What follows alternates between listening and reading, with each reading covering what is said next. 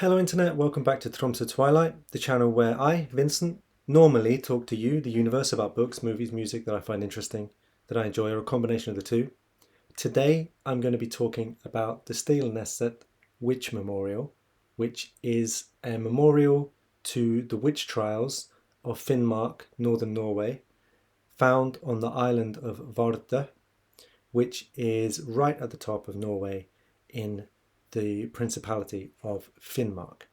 I recently went on a road trip through Finland up towards the north of Norway and right to the northern coast.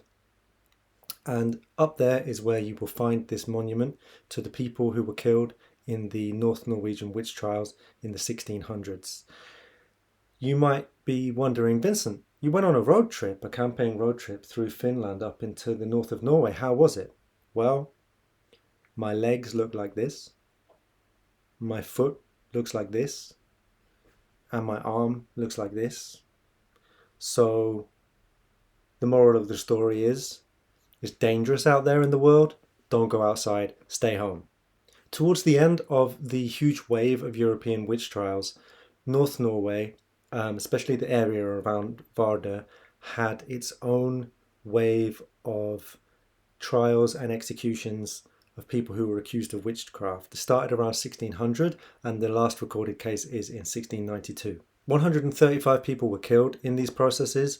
111 of these were women and 24 were men. There seemed to have been kind of two different things occurring. There was a series of kind of local panics around witchery where women were accused, and where one trial of one woman quickly implicated other local women and they implicated one another, and sort of up to 12, 13 people might be tried and executed at the same time. These events hit the ethnic Norwegian community. It was mostly Norwegian women who died as witches, and they often were killed during these panics.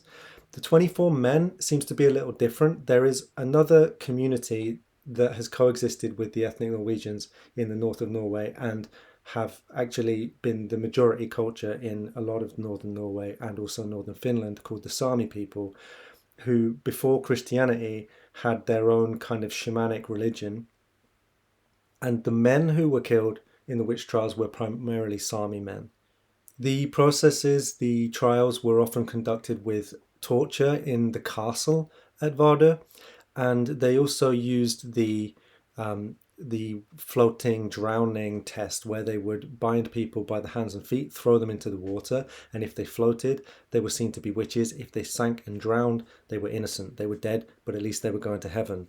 Nobody sank, everybody floated, so they were all burned.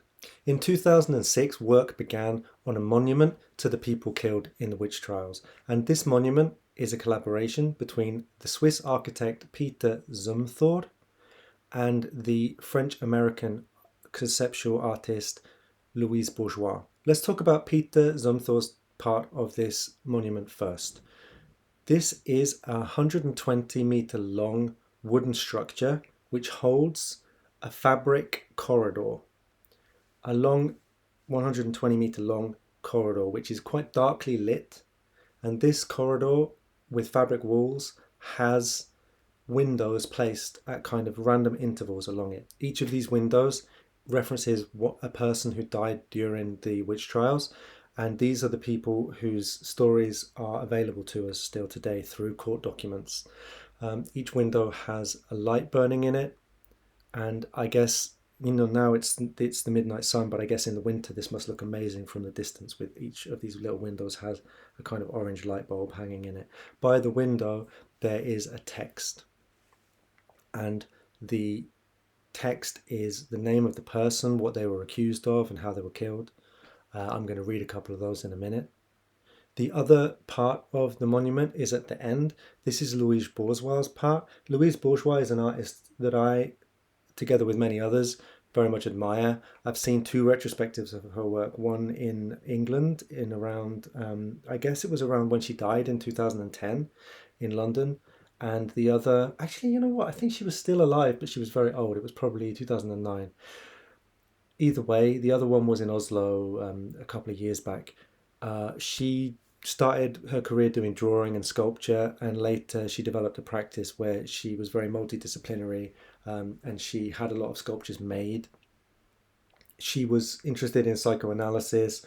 She was often reworking a lot of things from her own childhood. Um, she used to make sculptures and do drawings of a spider that represented her mother. And she was also quite traumatized by a relationship that her father had had, I believe, with her nanny.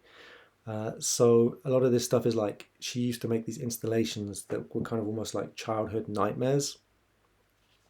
She was commissioned to make a monument at the end of this. When you come out of this corridor by Zumthor, you come out and you come to this black glass rectangular building, and inside is her monument, which is a chair with a gas fire constantly burning, and it's surrounded by dark mirrors that hang above it. The fire on the chair is not like the commemorative lights. It's more like it's more disturbing. It's almost like, the fire of persecution. And her installation, her part of the monument is called the Damned, the Possessed, and the Beloved. To get to these two connected monuments, you walk some way towards the cliff at the edge of the island. You walk down from the local chapel across a large area of grass, and you come down there. It's open 24 hours a day, and it's not staffed. So if you end up there alone, you're just walking around this alone. And there are small booklets that are in the English language because the texts are in Norwegian. So if you don't read Norwegian, there are these booklets that you can read the stories of the witch trials. I thought I would just share some of these with you. This is a kind of roughly typical account of a woman who was killed during one of the panics. Karen Eidsdatter, who was brought before the court on the 13th of May 1620, accused of practicing witchcraft and calling down sickness and death on several persons. She was subject to the water ordeal and floated like a bob.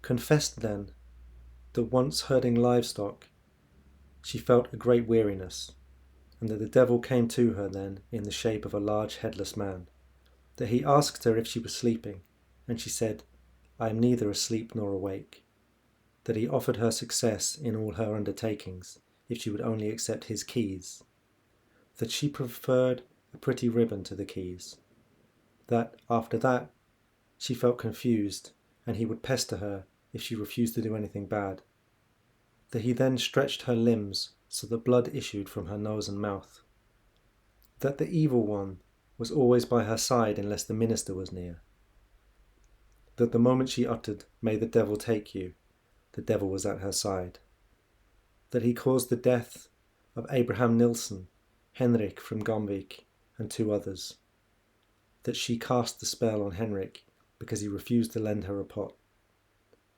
denounced Lisbeth Nilsdotter and Anna Lauridsdotter, convicted of practice of witchcraft, sentenced to death in fire at the stake. Here is the story of Merete, who was married to somebody called Torsten.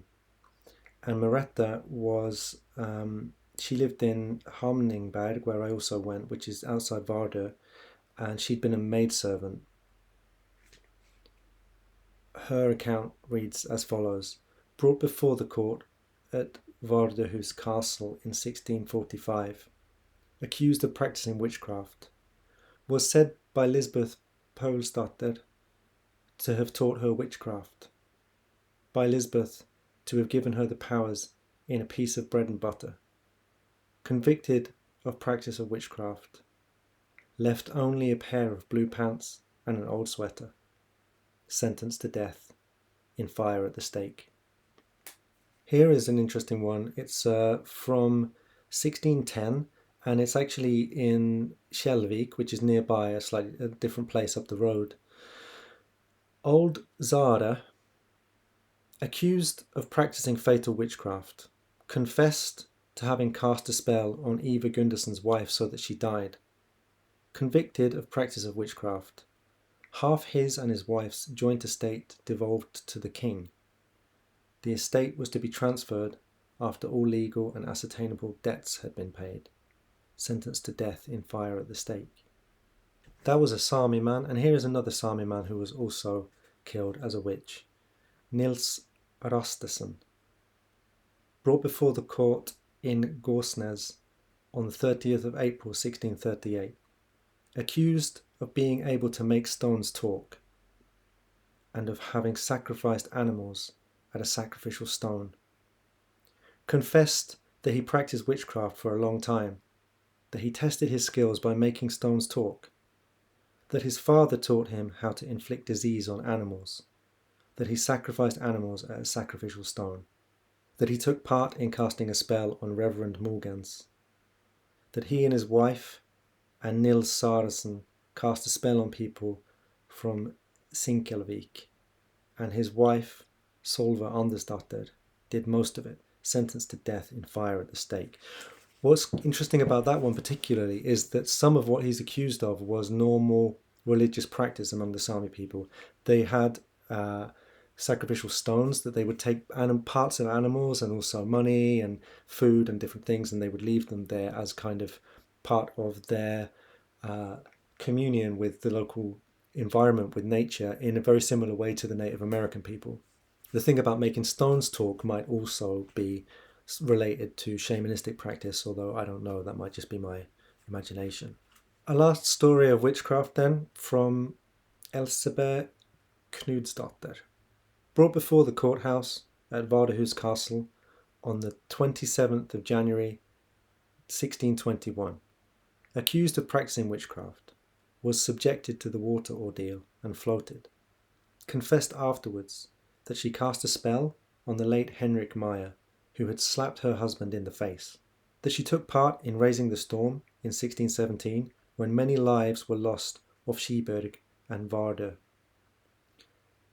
that Guri from Store Ekerøy and Guri from Lille Ekerøy participated, that they tied 3 knots in a piece of string, that she spat on the string reciting an incantation, and that others did likewise, that when they undid the knots, smoke rose from the sea as from ashes, and people drowned, that she cast a spell on Olaf the Swede because he refused to pay for a pitcher, that the curse sent burning flames through him, but he recovered as soon as she was paid, that she sent a dreadful storm after Olaf Jakobsen because he refused to work for her husband, that Jakobsen's ship went down off Bussesund, that he managed to get ashore on Steilneset, that she had a black dog with a chain trailing after it in the porch of her turf hut, that she had 2 black cats, also with chains trailing after them. Convicted of the practice of witchcraft, sentenced to death in fire at the stake.